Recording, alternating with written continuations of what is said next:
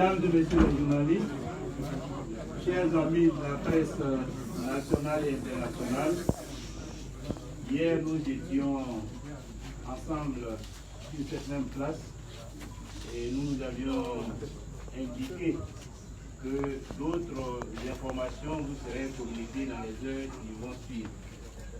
J'ai donc laissé l'honneur de porter à votre connaissance le communiqué qui va suivre des partis et groupements politiques de l'opposition ivoirienne relatifs à la situation sociopolitique après le 31 octobre 2020.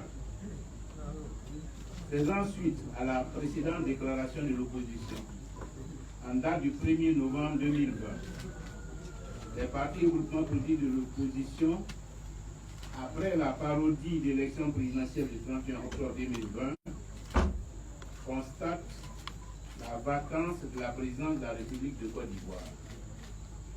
Le peuple de Côte d'Ivoire, dans sa majorité, a suivi le mot d'ordre de désobéissance civile lancé le 20 septembre 2020 et celui relatif au boycott de l'élection présidentielle du 31 octobre 2020. En effet, le pouvoir en place est l'organe électoral illégal, n'ont réussi à faire voter que 8% de l'électorat, malgré les bourrages d'urnes, toute autre forme de tricherie, d'agression et d'assassinat perpétrés contre les partisans de l'opposition. En conséquence, les partis politiques de l'opposition notent que 90% de l'électorat de ce scrutin, soit la majorité des Ivoiriennes et Ivoiriens, a rejeté la candidature illégale et anticonstitutionnelle du président sortant Alassane Ouattara.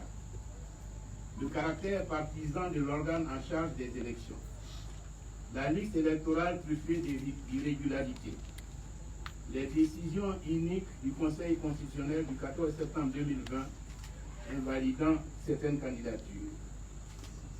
Au regard de ce qui précède, tirant les conséquences de la vacance du pouvoir exécutif, avec la fin du mandat présidentiel de M. Alassane Ouattara et la non-tenue d'une élection crédible, considérant que le maintien de M. Alassane Ouattara en qualité de chef de l'État est susceptible d'entraîner la guerre civile, les partis et groupements politiques de l'opposition annoncent la création ce jour du Conseil national de transition.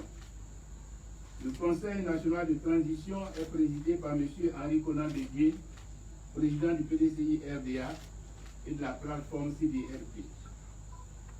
Le Conseil national de transition a pour mission de préparer le cadre de l'organisation d'élections présidentielles justes, transparentes et inclusives, mettre en place dans les prochaines heures un gouvernement de transition, convoquer les assises nationales pour la réconciliation nationale en vue du retour à une paix définitive en Côte d'Ivoire.